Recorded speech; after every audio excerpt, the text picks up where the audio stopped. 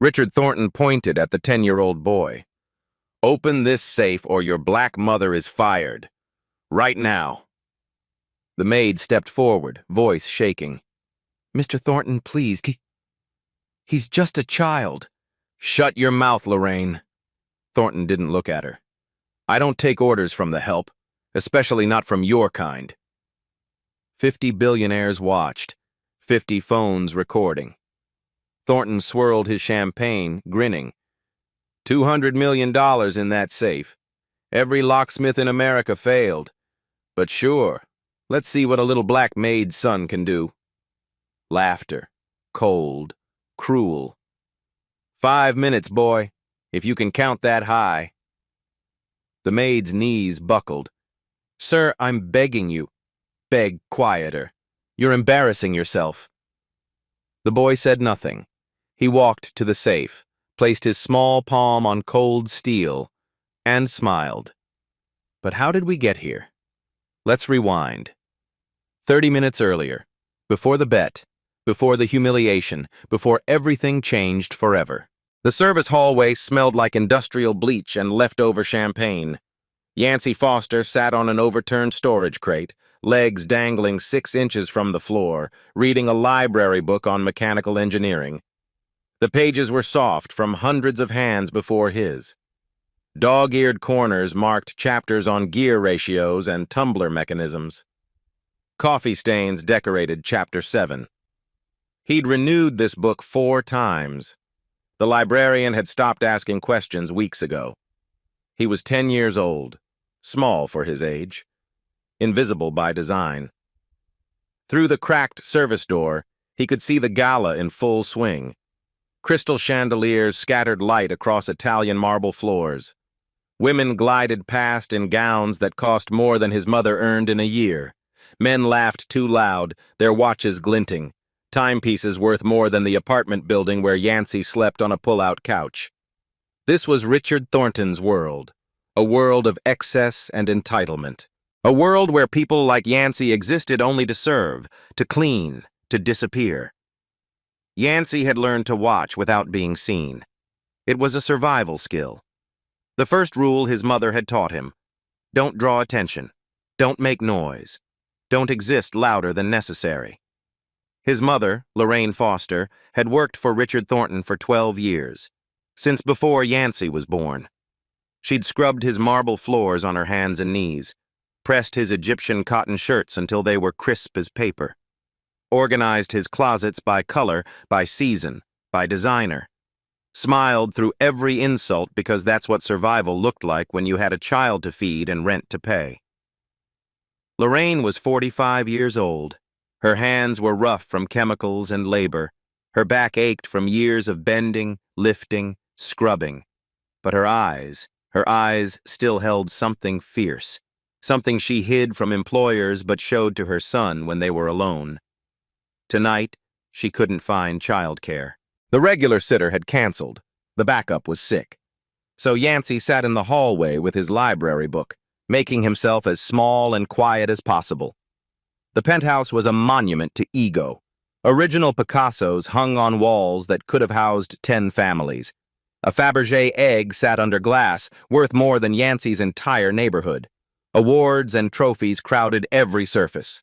Philanthropy prizes from organizations that existed mainly to give awards to men like Thornton. But the centerpiece tonight was different. A safe. Not just any safe.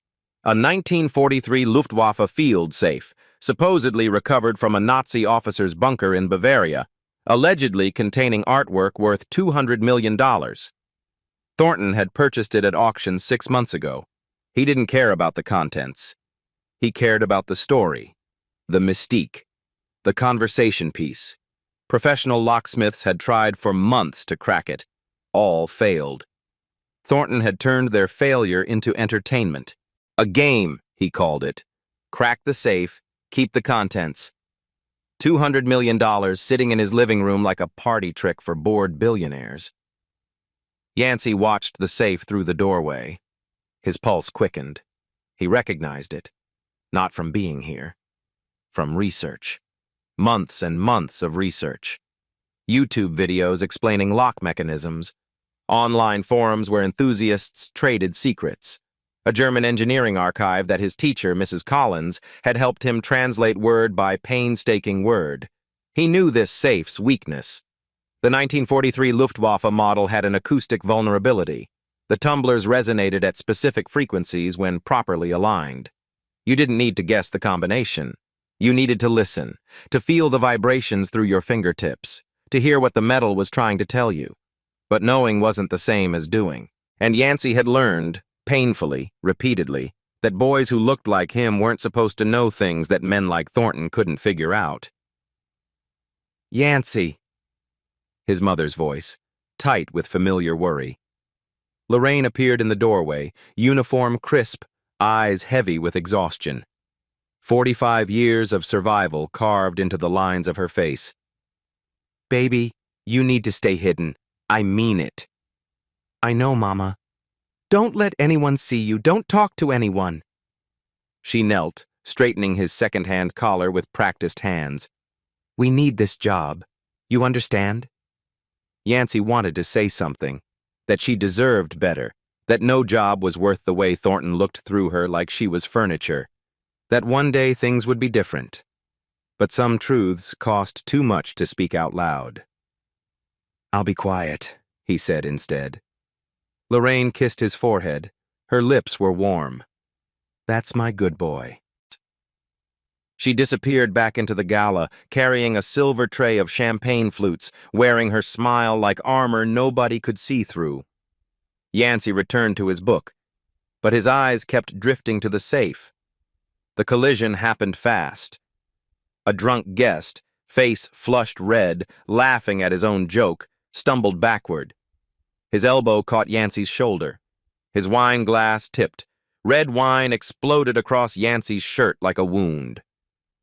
What the hell? The guest stared down. Yancey stared up. There's a kid back here? Heads turned. Conversations paused. Silence spread like ripples in a pond. The invisible boy was suddenly horribly visible. Richard Thornton noticed. He crossed the room slowly, deliberately. Each step calculated for maximum intimidation. The crowd parted around him like water around a shark. His eyes swept over Yancey, the wine-stained shirt, the worn shoes with holes near the toes, the library book clutched like a shield against the world. Well, well, Thornton's voice carried across marble floors, designed to be heard. The help brought her puppy tonight. Nervous laughter from the crowd. Lorraine materialized instantly, face drained of color. Mr. Thornton, I'm so sorry. My sitter canceled last minute and I thought... You thought? Thornton raised one eyebrow. I don't pay you to think, Lorraine. I pay you to clean. That's all your kind is good for. More laughter. Louder now. Crueler. I'll take him home right now. I'll call a cab and... You'll stay. Thornton held up a hand, silencing her completely. His eyes hadn't left Yancey. Actually, this might be entertaining. The energy in the room shifted. Guests sensed blood in the water. Thornton smiled. The smile of a man who had never once in his 62 years been told no. And the nightmare began. The boy stood motionless as 50 phones rose to capture whatever came next. None of them were ready. Thornton positioned his phone for the perfect angle. This was going to be delicious. The Maid's son, humiliated in front of Manhattan's elite. Content Gold for his private social media group, the one where billionaires shared videos of the help being put in their place. All right, boy. He checked his Rolex with theatrical flair, making sure everyone saw the diamonds. 5 minutes on the clock. Let's see what the son of a toilet cleaner knows about. Yancey placed his ear against the safe. The cold steel pressed against his cheek. He closed his eyes. $200 million worth of... His small fingers found the dial, started turning, slowly, precisely, each movement deliberate. Priceless Nazi artifacts that the greatest locksmiths in... Yancey wasn't guessing. He was listening. Each tumbler had a voice, a specific frequency when it aligned correctly, like musical notes waiting to form a chord. The safe was speaking to him in a language no one else in this room understood. America couldn't crack, so I highly doubt some little black click. The first tumbler fell into place. Thornton's sentence stumbled. Kid from the click, click. Yancey's fingers moved faster now, more confident, the safe's voice growing clearer with each rotation. The room had gone completely silent. Even the champagne bubbles seemed to pause. "What is he?" someone whispered. Click. Thornton lowered his phone slightly. Something cold crept into his expression, something that looked almost like fear. "There's no way. There's absolutely no—" Clunk. The massive steel door swung open. 28 seconds. The boy had opened a safe that defeated every professional locksmith in America. Before Richard Thornton finished his sentence. Silence. One heartbeat. Two. Then chaos erupted. A woman screamed. Champagne glasses shattered on marble. Guests surged forward, phones blazing with light. Yancey stepped back from the safe, expression unchanged, like he'd just opened his school locker, like this was any ordinary Tuesday afternoon. Lorraine's knees gave out completely. A waiter caught her arm before she collapsed. Inside the safe, not artwork. Stacks of documents, leather-bound ledgers, manila folders stuffed with photographs, bank statements, wire transfer records, paper, mountains and mountains of paper. Thornton's face cycled through emotions like a broken slot machine. Shock, confusion, rage, then something darker. Fear. "Nobody touch those!" He lunged toward the safe. "Those are private. That's my property. Nobody touch anything!" But 50 phones had already captured everything. 100 photographs already taken. The evidence was already out. Yancey looked at Thornton. Calm, quiet, unafraid. "You said $1 million. Thornton froze mid-lunge. "For my mom. You said it." The boy's voice carried clearly. "Everyone heard you. Everyone recorded it." Chub. A single photograph slid across the floor and stopped at Lorraine's feet. She picked it up with trembling hands. Her own name stared back at her, next to a number that should have been her retirement, next to the word transferred. How does a 10-year-old boy crack a $200 million safe in 28 seconds? The answer begins 6 years earlier, in a cramped one-bedroom apartment in Queens. Decked, age 4. Lorraine's alarm clock stopped working on a cold Wednesday in February. She stared at it in the pre-dawn darkness, panic rising in her chest. She couldn't afford a new one. She couldn't afford to be late. Thornton had already warned her twice about punctuality. One more strike and she was gone. So she planned to wake herself every hour, checking the stove clock, terrified of oversleeping and losing everything. Yancey found the broken clock in the trash the next morning. He sat on the kitchen floor for 3 hours, tiny fingers working with tools he'd fashioned from a butter knife and a bent paperclip. His tongue stuck out in concentration, a habit he'd never grow out of. At noon, he walked into the kitchen where Lorraine was preparing for her shift. "Fixed it, Mama." He held up the clock. It was ticking. Perfectly. Lorraine stared at her 4-year-old son, at the grease smudges on his small fingers, at the clock that had defeated her but surrendered to him. "Baby, how did you—" Yancey shrugged, like it was the most natural thing in the world. "It wanted to work, Mama. It just forgot how. I reminded it." That night, after Yancey fell asleep, Lorraine cried into her pillow. Not from sadness.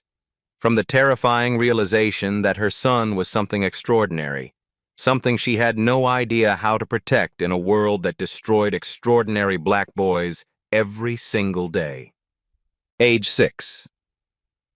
Yancey found a rusted padlock in a dumpster behind their building. Most kids would have kicked it aside. Yancey carried it home like buried treasure, cradling it against his chest. He spent 2 days watching YouTube videos on his mother's ancient phone, the one with the cracked screen she couldn't afford to replace. Lock mechanisms, tumbler systems, the elegant physics of security. On the 3rd day, he opened the padlock with a bent paperclip and a bobby pin. Then he did it again, and again, blindfolded, behind his back, until the lock became an extension of his own hands. Word spread through the building. Mrs. Patterson from 4B locked herself out at midnight. Yancey opened her door in 30 seconds, still half asleep in his pajamas. Mr. Williams lost the key to his storage unit. Yancey cracked it during a commercial break of the game show they were watching, Old Mrs. Henderson's late husband had left a lockbox she'd never been able to open. Yancey had it open before her tea finished steeping. "That boy got magic hands," Mr. Williams told Lorraine, shaking his head in amazement. "You got yourself a little wizard there." Lorraine smiled tightly, but inside, worry gnawed at her. Magic drew attention, and attention was dangerous for boys who looked like Yancey in a world that saw threat in their potential. Age 8. Yancey discovered online forums, locksport communities where enthusiasts traded techniques like recipes, security researchers who analyzed vulnerabilities, historians who documented the evolution of locks from ancient Egypt to modern bank vaults. He read everything: forum threads, technical manuals, historical archives. He learned about warded locks and pin tumblers and disk detainers and combination mechanisms that had protected secrets since Caesar's Rome.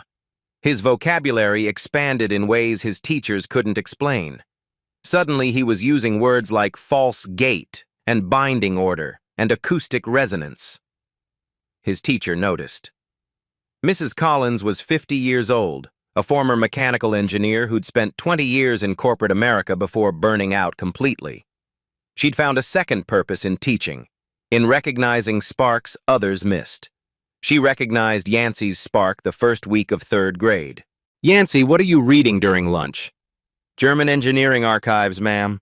About World War II safes."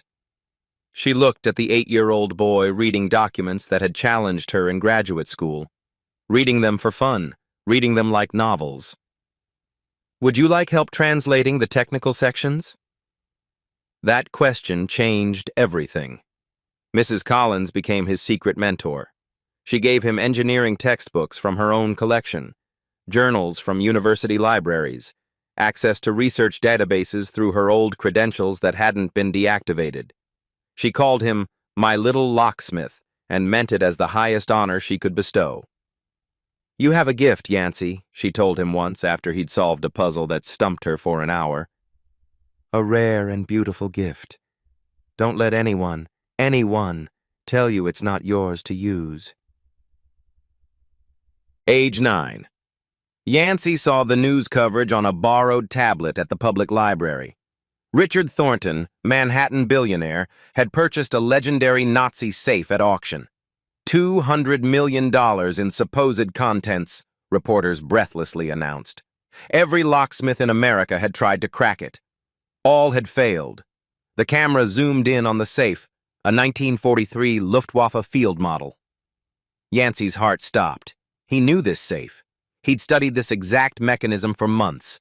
The acoustic vulnerability in the tumbler system, the specific resonance frequency, the listening technique required to exploit it. He ran home so fast he forgot his library card. "Mama," he said that night, breathless with excitement, "I could open that safe. The one on TV. Mr. Thornton's safe. I know how." Lorraine looked up from the bills she was sorting, deciding which ones could wait another month and which ones couldn't.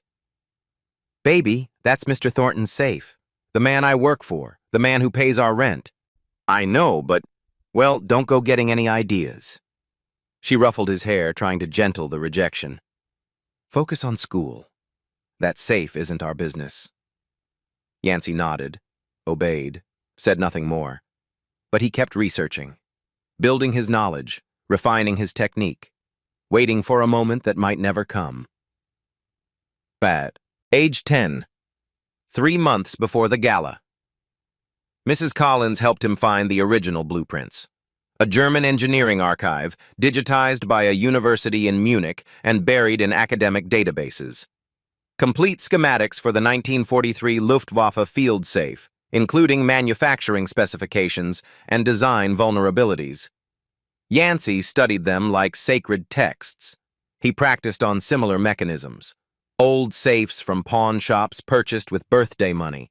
Vintage locks from estate sales where no one noticed a small black boy browsing the tables. Anything with tumblers and acoustic properties. 32 seconds became 28, then 25, then 21. He didn't know when he'd get the chance to try the real thing. But if the moment ever came, he'd be ready. Present. The penthouse. Chaos. Documents scattered across Thornton's marble floor like autumn leaves in a hurricane. Security guards scrambled to gather them. Guests kept photographing everything. It was like trying to catch water with bare hands. The more they grabbed, the more slipped through. Yancey stood motionless, watching the chaos he'd unleashed. He hadn't known what was in the safe. He'd just wanted to win the bet, save his mother's job, prove for once in his invisible life that being overlooked didn't mean being worthless. But now, oh my God, a woman in diamonds held a document, face white as bleached bone. "Richard, this is my pension fund." Her voice cracked with horror. "These are transactions from my pension fund, money that was supposed to be safe." Thornton moved toward her, hands raised. "Eleanor, that's clearly a forgery." "This is my signature." She thrust the page toward him. "I never authorized this transfer. I never—" "Richard." A man in a three-piece suit stepped forward, holding another document with shaking hands. "This is the foundation account. The Children's Hospital Foundation we started together. There's nothing left. It's all gone." More voices now, rising like a wave. "My retirement fund. The charity auction proceeds. He told me this was safely invested. 20 years of savings." Yancey looked at the documents carpeting the floor. He didn't understand all the numbers and legal language, but he understood enough. Names, accounts, transfers, years, decades of theft hidden in a safe that was never supposed to be opened. Lorraine was on her knees, not from collapse this time. She'd lowered herself deliberately to pick up a single page that had landed near her feet. Her name, her employee account, 12 years of automatic deductions, gone. Every penny of her retirement savings, gone. "Mom?" Yancey knelt beside her. Lorraine looked at her son with something he'd never seen before. Not fear, not sadness. Rage. Cold, pure, righteous rage. 12 years, she whispered. 12 years I worked for this man, and he stole everything. The chaos deepened around them. Thornton's security tried to confiscate phones. Guests refused, threatening lawsuits. Lawyers were being called. Police were being called. News networks were being called. Everyone was calling everyone. In the middle of the maelstrom, a woman approached Yancey. She was 40, sharp-eyed, dressed expensively enough to blend in, but not so expensively that she belonged. Her phone was already recording. "Kid?" She crouched to his level. "Do you have any idea what you just did?" Yancey looked at her steadily. "I opened a safe." "No." The woman's smile was grim, knowing. "You opened Pandora's box, and there's no closing it now." She extended her hand. "Diana Shaw, investigative journalist. I've been trying to nail Richard Thornton for 5 years. She glanced at the chaos around them. Never could find proof. Until tonight. Diana was already uploading footage to secure servers. already composing tweets, already tagging every news organization in her contacts. The story wasn't just out, it was everywhere. Thornton found them. His face had transformed. The smug confidence was gone, replaced by something cornered and feral and dangerous. "You!" He jabbed a finger at Lorraine. "Control your son! Now!" Lorraine rose slowly, still holding the document with her stolen retirement. "Control him?" Her voice was ice. "You stole my money. You stole from everyone in this room." "That's a lie. Those documents are forgeries. I'm holding the proof, Mr. Thornton." She held up the page. "My name, my money, your signature." Thornton stepped closer, towering over her. "Listen carefully, Lorraine. You're nobody. You clean toilets. You think anyone's going to believe the word of a... Don't." Yancey stepped between them, small, 10 years old, barely reaching Thornton's chest. But something in his eyes, something hard and unafraid, made the billionaire pause. "You made a bet," Yancey said quietly. $1 million, 50 witnesses, 50 cameras. That was a joke. You weren't laughing when the safe opened. Thornton's face reddened with fury. "You little... Pay my mom, like you promised." The room had stopped to watch, recording, waiting, holding their breath. Thornton had no move. He'd made the bet publicly, on camera. Breaking it now meant admitting defeat, admitting that a 10-year-old black kid from Queens had beaten him in front of everyone who mattered. His jaw worked silently. Then he smiled, that cold, reptilian smile. "You want to play games, little boy?" He straightened his jacket with deliberate calm. "Let me show you how adults play." Ticked, he turned to his lawyer, whispering instructions. The real counterattack was about to begin. Pemberton was Thornton's personal attorney. 60 years old, $3,000 suit, $200 haircut, eyes like a snake that had attended Harvard Law and learned to smile without meaning it. He stepped forward, raising both hands in a calming gesture that fooled no one. "Ladies and gentlemen, let's all take a breath." The chaos subsided slightly. People recognized that voice, that practiced tone of authority, the voice of someone who made inconvenient problems disappear for a living. What we've witnessed tonight is unusual. Pemberton allowed a thin, patronizing smile. A child with a parlor trick. Impressive, certainly. But let's be absolutely clear about several important facts. He held up one manicured finger. First, Mr. Thornton's bet was obviously a joke. Party entertainment for his guests. Not a legally binding contract. Any first-year law student could tell you that. Uncomfortable murmurs rippled through the crowd. The energy shifted. Second, another finger rose. This child, however he accomplished his little trick, has accessed the private contents of Mr. Thornton's personal property without authorization. Technically speaking, that constitutes trespassing, perhaps even burglary. Lorraine stiffened. Yancey's eyes narrowed, but his expression remained calm. Third, Pemberton's smile sharpened into something predatory. Any documents removed from this residence tonight, photographed or otherwise distributed, will be considered stolen property. Mr. Thornton's legal team will pursue maximum damages, and I do mean maximum, against every single person involved. Phones lowered around the room. Fear rippled visibly through the crowd. Thornton stepped forward, confidence restored, feeding off the shifting momentum. "And now, to the matter of your continued employment, Lorraine." He pulled out his own phone, made a theatrical show of scrolling through it.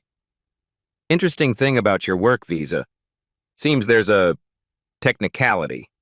A paperwork error from 8 years ago that was never properly resolved." He looked up, eyes cold as Arctic ice. One phone call to immigration, and you're on a plane back to wherever you came from. Your son gets processed into the foster care system. Lorraine's face went gray. Separated, of course, Thornton added with mock sympathy. They always separate families. Tragic, really. The silence in the room was suffocating. So here's my real offer. Thornton clasped his hands together like a generous benefactor. The boy apologizes, publicly, right now. Admits he somehow staged this entire spectacle, planted those documents to frame an innocent man. He gestured expansively at the crowd. Everyone deletes their footage. We all forget this unfortunate little evening ever happened. Pause. Dramatic. Calculated. And in exchange, I'll graciously let your mother keep her visa, her dignity, her pathetic little life in my service. Silence stretched like a wire about to snap. Yancey looked at his mother, at the terror flooding her eyes. 12 years of careful invisibility, of bowing and scraping and swallowing her pride, all shattered in one night by his hands. Lorraine knelt, gripping his shoulders with trembling fingers. Just apologize, baby. Her voice cracked like thin ice. Please, it's not worth it. We'll figure something out. We always figure something out. Mama? Please. Tears carved rivers down her cheeks. I can't lose you. I can't. You're all I have. Yancey looked past her. At Ruth, the cook, standing in the kitchen doorway, 60 years old, watching silently. At Samuel, the driver, jaw tight with suppressed fury. At Martha, the housekeeper, hands clasped together like she was praying. At 6 other workers behind them, brown faces, tired eyes, all whose names were somewhere in those documents, all who had been robbed exactly like his mother. Their faces were resigned, defeated. The faces of people who had learned through bitter experience that fighting back was never worth the cost. Yancey looked back at Thornton, at the smirk spreading across his face like an oil slick, at the absolute certainty of victory gleaming in his eyes. No. Lorraine's grip tightened painfully. Yancey? No, Mom. His voice was steady as bedrock. He stole from you. From Ruth. From Samuel. From Martha. From everyone who ever trusted him. Baby, please. And he wants me to apologize? The room went absolutely still. Yancey turned to face Thornton directly. Small body, huge courage. You're scared. Thornton's smirk flickered. That's why you're threatening a kid and his mom instead of calling the police yourself. Watch your mouth, boy. If those documents were fake, you'd want an investigation. But you don't, because you know exactly what's in them. I said watch your... You're a bully! Yancey's voice rose, carrying across the marble penthouse. I've dealt with bullies my whole life. They're only scary until someone decides to stand up. Movement from the kitchen doorway. Ruth stepped out first. Slow, deliberate. Then Samuel, then Martha, then 6 more workers. People who had served in this penthouse for years. People who had bowed and scraped and swallowed their pride because they believed they had no other choice. They formed a line behind Yancey, a wall of the invisible finally choosing to be seen. Ruth spoke first, voice shaking but unbroken. 12 years. She looked directly at Thornton. 12 years you stole from me too. 12 years I kept quiet. She straightened her spine. I'm done. Sirens wailed in the distance, growing closer. Someone had called the authorities, and for the first time in his life, Richard Thornton had no idea what to do. The next few minutes compressed chaos into crystal clarity. Diana's footage went live before the elevator doors opened. The hashtag #ThorntonExposed appeared on Twitter at 9:47 p.m. By 9:52, it was trending in New York City. By 9:58, it was trending in all 50 states. By 10:04, it was trending globally. News vans materialized on the street below like vultures sensing carrion. Thornton's PR team arrived in a panic. Then his secondary lawyers. Then his crisis management consultants, specialists who charged $5,000 an hour to make problems disappear. None of them could make this problem disappear. Because this problem was already everywhere. On every phone, on every feed, on every screen. Spreading faster than any team could possibly contain. But the real climax wasn't happening in the digital world. It was happening in a quiet service corridor. Lorraine pulled Yancey away from the chaos, through a door marked Staff Only, into a hallway that smelled like cleaning supplies and broken dreams. Her hands shook violently as she gripped his shoulders. "What did you do?" Not accusation. Pure awe. "Baby, what did you do?" "I opened a safe, Mama." "Yancey." "He was going to fire you." His voice cracked, the first break in his composure all night. "He called you worthless. He said toilet cleaner. He said you're kind." Lorraine's breath caught in her throat. "I couldn't just stand there, Mama." Tears finally spilled down Yancey's cheeks. "I couldn't watch him hurt you and do nothing. I couldn't." She pulled him into her arms, held him so tight she could feel his heart hammering against her chest. 12 years, she whispered into his hair. 12 years I bowed my head in this house, apologized for breathing, told myself it was survival, told myself it was for you, to give you a better life. She pulled back, looked at her son, really looked at him. "When did you get so brave?" Yancey wiped his eyes with the back of his hand. "You taught me, Mom. I never taught you to do this. You taught me that doing right is hard." His voice steadied. "But it's always right.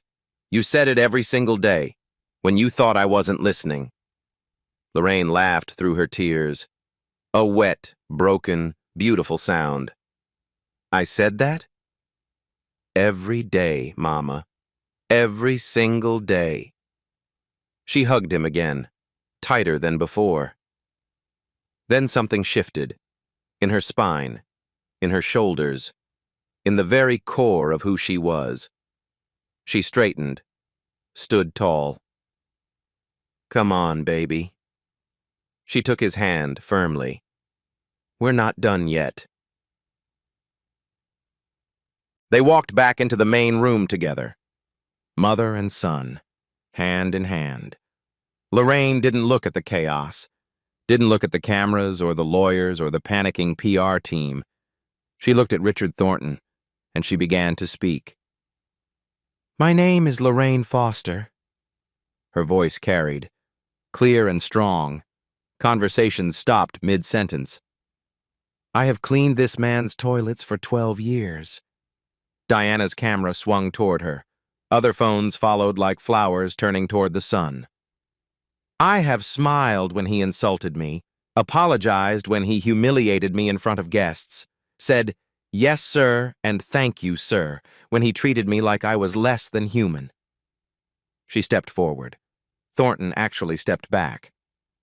"I did it because I thought I had no choice. Because I thought being invisible was the only way to survive in a world that wasn't made for people like me. Because I thought I was protecting my son by teaching him to stay quiet, stay small, stay out of the way." She turned to look at Yancey, tears falling freely, unashamed.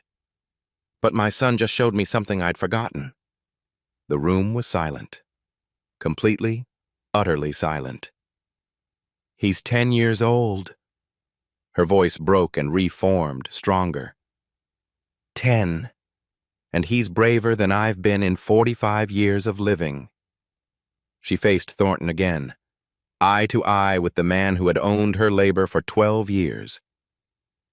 "You can threaten my visa, Richard." First time she'd ever used his first name. "You can try to destroy my life. You can call me the help. Call me your kind. Call me whatever makes you feel powerful. She stepped closer. He stepped back. But you cannot. You will never make me apologize for raising a son who knows the difference between right and wrong. Her voice rose to fill every corner of the penthouse. That is something your money will never, ever buy. Silence. One heartbeat. 2, 3. Then someone in the back of the room started clapping. A single person. Then another joined, then another. Then the entire room erupted in thunderous applause. Guests who had laughed at Yancey were now wiping tears. Workers who had spent years hiding in kitchens were now standing in the open, clapping, crying, finally seen. The invisible had become visible, and the world was watching. Thornton stood alone in the middle of his own penthouse. His lawyer had vanished. His security team wouldn't meet his eyes. His PR consultants were already composing their resignation emails. The elevator chimed. The doors opened. 4 FBI agents stepped out. Dark suits, serious faces, federal badges catching the chandelier light. They had been building a case against Richard Thornton for 7 years. Missing evidence, blocked subpoenas, witnesses who disappeared or suddenly recanted. Tonight, the evidence had delivered itself. The lead agent walked directly to Thornton. Richard Thornton? Thornton's face had gone pale as bone. This is private property. You have no right to... Richard Thornton, you're under arrest for wire fraud, embezzlement, money laundering, and racketeering. Handcuffs clicked around wrists that had never known restraint. Do you know who I am? Thornton screamed as they led him toward the elevator. Do you have any idea who I am? Yes, sir, the agent replied flatly. You're under arrest. As the elevator doors began to close, Thornton twisted to look at Yancey one final time. This isn't over, boy. Yancey met his gaze steadily. For you it is. The doors closed. The penthouse exploded in cheers. And Lorraine Foster held her son and wept with joy. 24 hours later, the world was still burning. Thornton Exposed had evolved into #Thornton. Arrested, then #Thornton Files, then #Justice for the Invisible. Each hashtag bigger than the last. Each one carrying the story further. Every news outlet on the planet ran some version of the headline. 10-year-old cracks impossible safe, exposes billionaire's $340 million fraud. The boy who brought down a giant. Maid son versus Manhattan billionaire, a modern David and Goliath. 28 seconds that changed everything. The numbers were staggering in their scope. 850 victims, pension funds drained, savings accounts emptied, charity donations diverted, trust accounts pillaged. 15 years of systematic theft hidden in a safe that was never supposed to be opened, until a 10-year-old boy pressed his ear to the steel and listened. The class action lawsuit was filed within 48 hours. 47 pages of charges, 850 plaintiffs, $340 million in documented theft.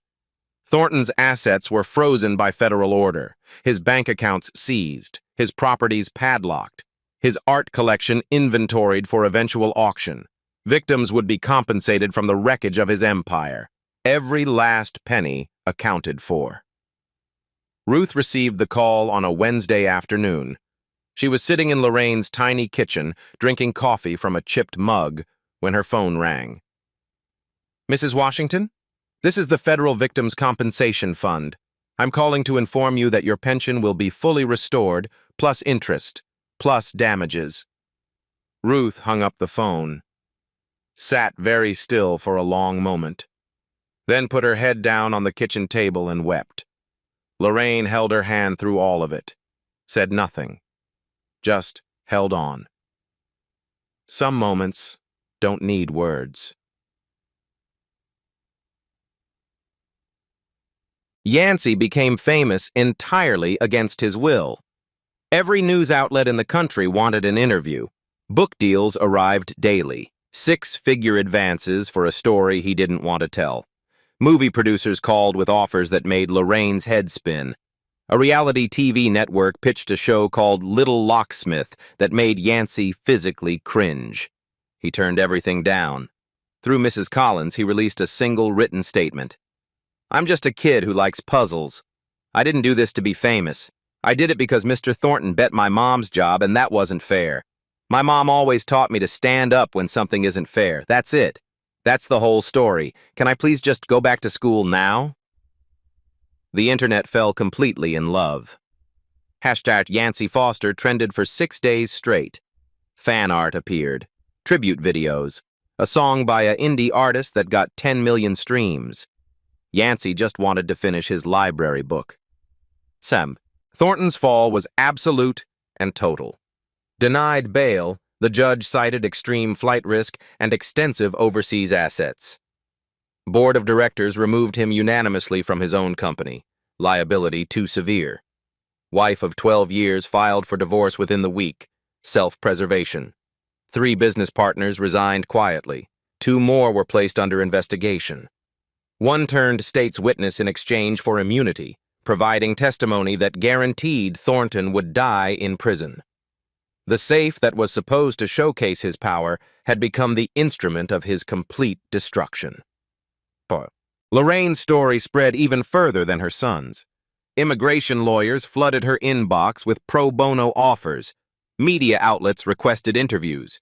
Companies offered jobs, high-paying positions with excellent benefits, transparently hoping the PR boost would wash away their own sins. She turned every single one down.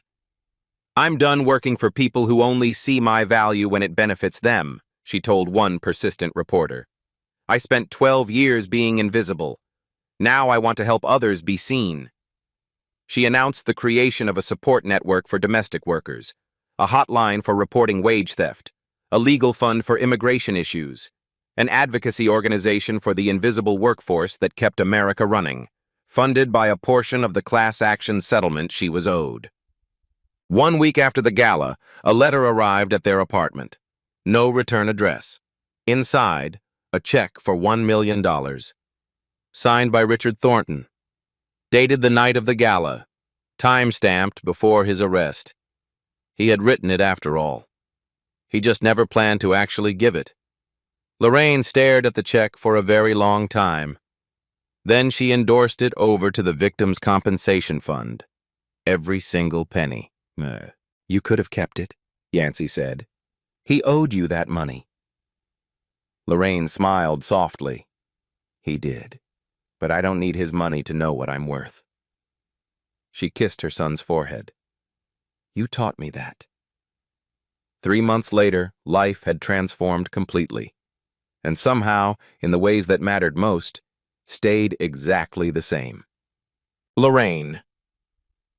The apartment in Brooklyn wasn't large by any standard. 2 small bedrooms, a kitchen that real estate agents would charitably call efficient, a bathroom where you could touch both walls simultaneously, a balcony barely wide enough for 2 folding chairs. But it was theirs, purchased outright with settlement money. No mortgage, no landlord, no one who could ever tell them to leave. Lorraine stood in the empty living room the day they got the keys, running her palm along the freshly painted wall like she couldn't quite believe it was solid. "Mama?" Yancey appeared in the doorway, carrying a box of books. "You okay?" "I'm good, baby." She wiped her eyes quickly. "Just processing." "Processing what?" "The fact that no one can ever kick us out of here." She laughed, still surprised by the truth of it. "This is ours. Really, actually ours." The Domestic Workers Support Network launched 2 weeks after they moved in. Small office in a converted storefront. 3 volunteers, Ruth, Samuel, and a young lawyer named Patricia who worked pro bono. A phone line that rang constantly from the moment they opened. They helped 40 workers report wage theft in the first month, 63 the second month, 81 the third. By month 4, they'd expanded to 2 offices, 8 volunteers, a full-time staff attorney funded by donations that kept arriving unsolicited. It wasn't glamorous. The work was exhausting and often heartbreaking. But it was good. Genuinely, tangibly good. Lorraine still cleaned houses, but only for clients she chose personally. People who paid fairly. People who said please and thank you. People who learned her name on the first day and never forgot it. On her own terms. Finally. Yancey. School was complicated in ways Yancey hadn't anticipated. Mrs. Collins had implemented a strict no Thornton questions policy in her classroom. Violators received extra homework. Repeat violators received extra homework and a phone call home. The policy proved remarkably effective, but the other kids still knew. Some treated Yancey with obvious awe, asking him to sign their notebooks, following him at lunch. Some treated him with jealousy, muttering that he thought he was special now, too good for regular kids. Some treated him with suspicion, watching him like he might crack open their lockers and expose their secrets too. Yancey didn't want any of it. He just wanted to be normal, to be invisible again. But by choice this time. He started a club. Mechanical puzzles for beginners. Tuesdays and Thursdays after school. Room 104. 5 kids showed up the first week. 3 out of genuine interest, 2 hoping for fame adjacency. 8 kids the second week, then 12, then 15. They took apart old clocks and learned how gears transferred motion. They picked locks from the hardware store and discussed the physics of security. They built simple mechanisms from scrap parts and discovered that complicated things were really just simple things working together. Mrs. Collins supervised, but never interfered. Teaching someone else, she told Yancey after one session, is the best way to discover what you actually understand. Yancey's YouTube channel had exploded in ways he hadn't intended. Over 200,000 subscribers for anonymous videos about lock mechanisms and mechanical puzzles. He never showed his face on camera, never mentioned his name, never referenced Thornton or the safe. Just pure knowledge, freely shared. The ad revenue went directly to his mother's network. Every single penny. Thornton. The trial proceeded with agonizing thoroughness. Evidence overwhelming. Witnesses devastating. Defense strategies crumbling one after another. In pre-trial hearings, Thornton tried everything. The documents were planted by enemies. His accountants had deceived him. His employees had conspired against him. His ex-wife had masterminded the entire fraud. Nothing stuck. The documents were in his own handwriting. The wire transfers bore his personal authorization codes. The victims remembered every promise he'd made, and every one he'd broken. His penthouse sold at federal auction for $47 million. The buyer, a nonprofit coalition for immigrant family housing. They announced plans to convert it into affordable apartments, specifically for domestic workers and their families. The marble floors where Lorraine had knelt for 12 years would become foundations for families just like hers. The irony was perfect and absolutely intentional.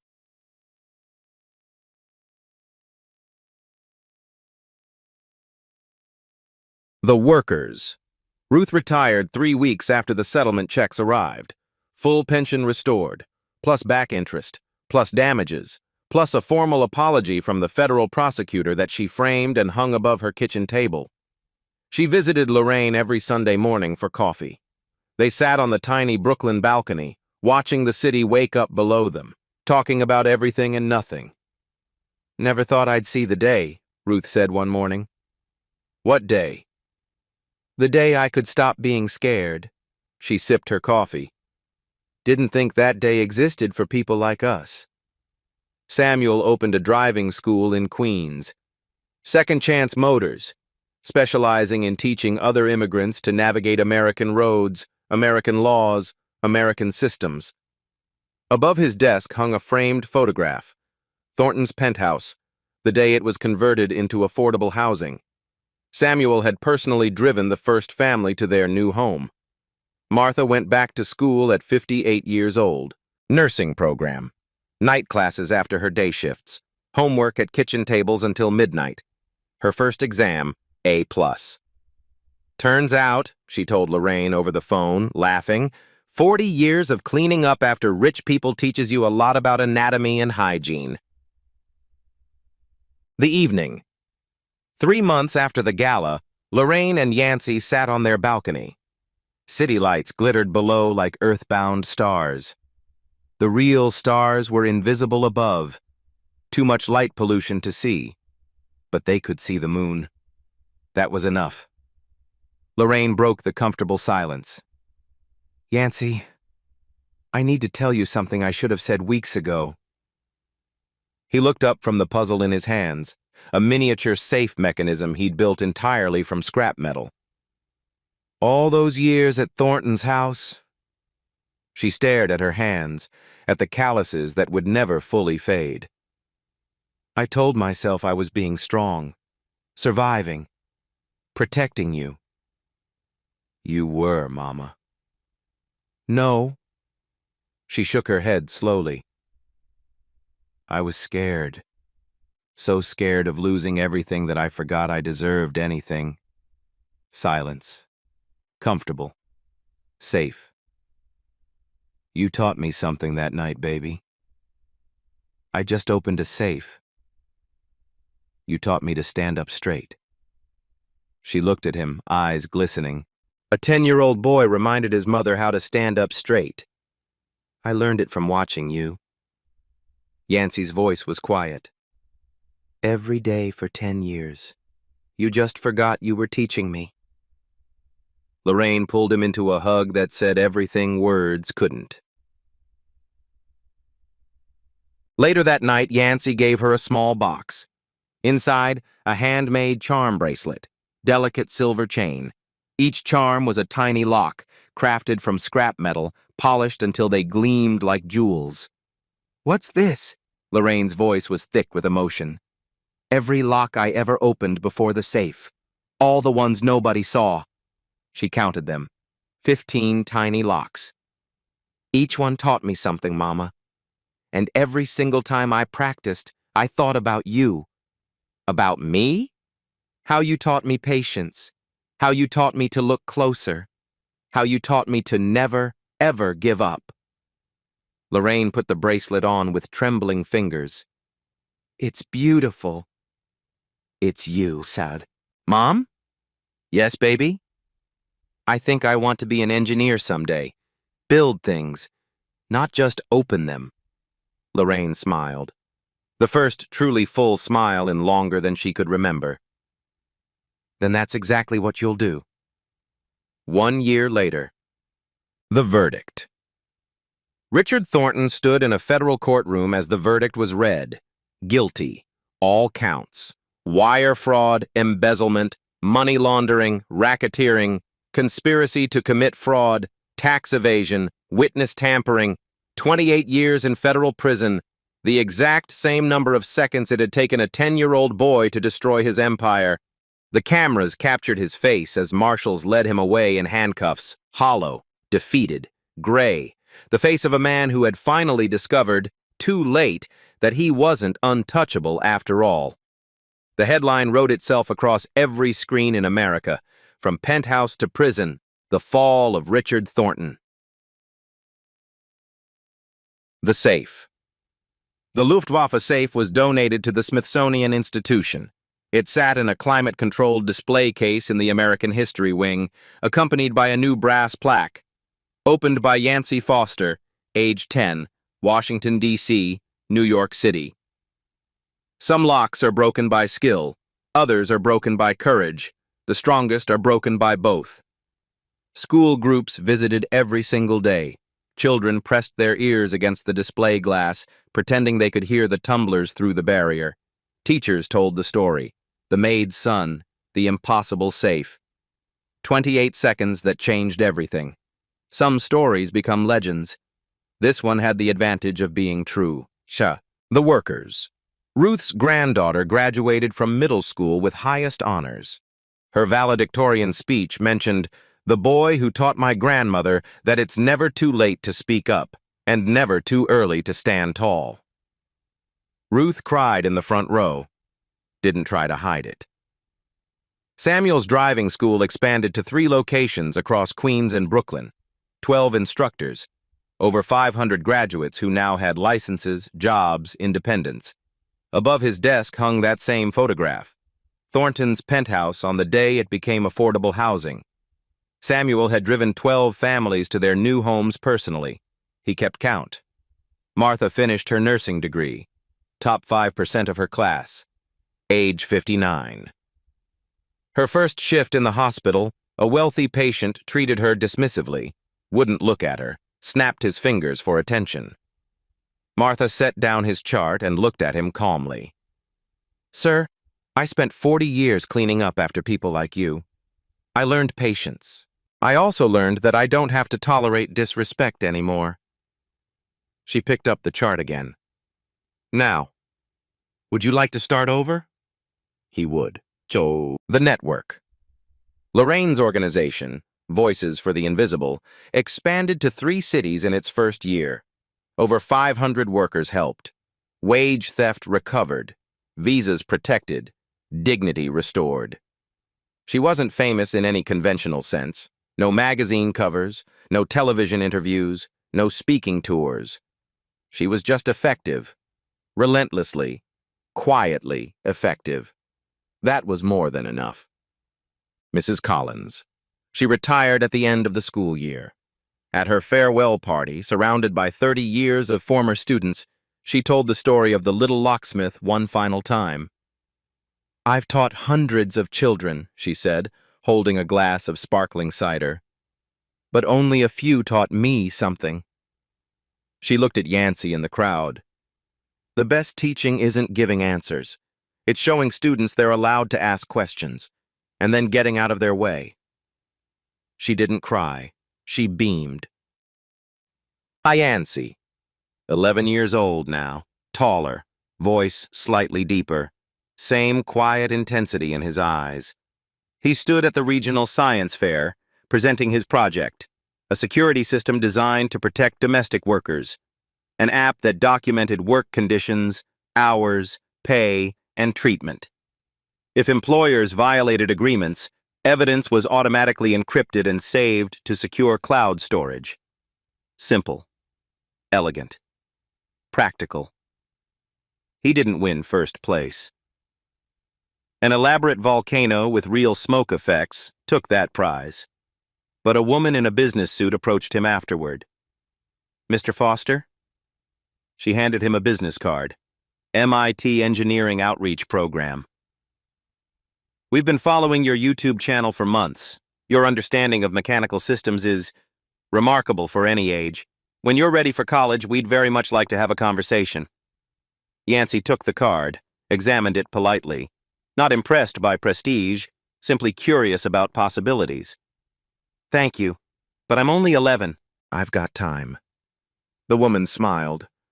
"I have a feeling you'll use it well." The final night. Lorraine and Yancey. Kitchen table. Homework spread between them. Normal evening. Normal life. Extraordinary peace. Lorraine noticed something on Yancey's wrist. A simple watch. Old, worn, familiar somehow. "Where'd you get that?" "Thrift store. $3. It was broken when I bought it." He held it up, ticking perfectly. "Fixed it." Lorraine laughed. "Of course you did." Comfortable silence. "Mom?" "Yes, baby?" "Do you ever wonder what would have happened if I hadn't opened that safe?" Lorraine thought for a long moment, really considered the question. "Sometimes," she admitted. "But then I remember. You didn't open it for money or fame. You opened it because someone threatened your mama." She reached across the table, took his hand. "And that means No matter what was inside that safe, you would have been exactly who you are. Who's that? My son. Her eyes glistened with tears she didn't try to hide. The safe didn't make you special, baby. You were already special.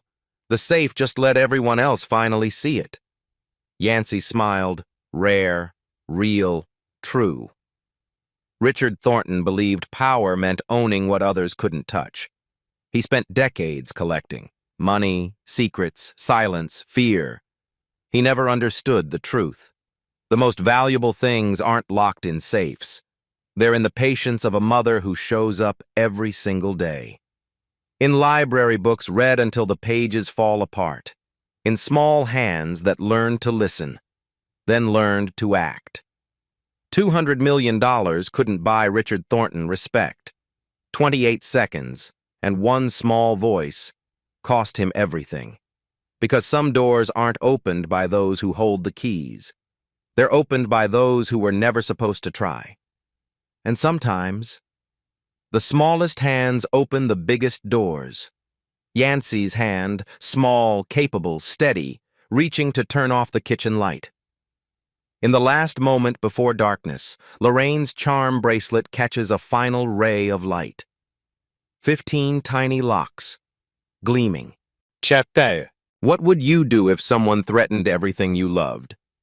Drop your story in the comments below.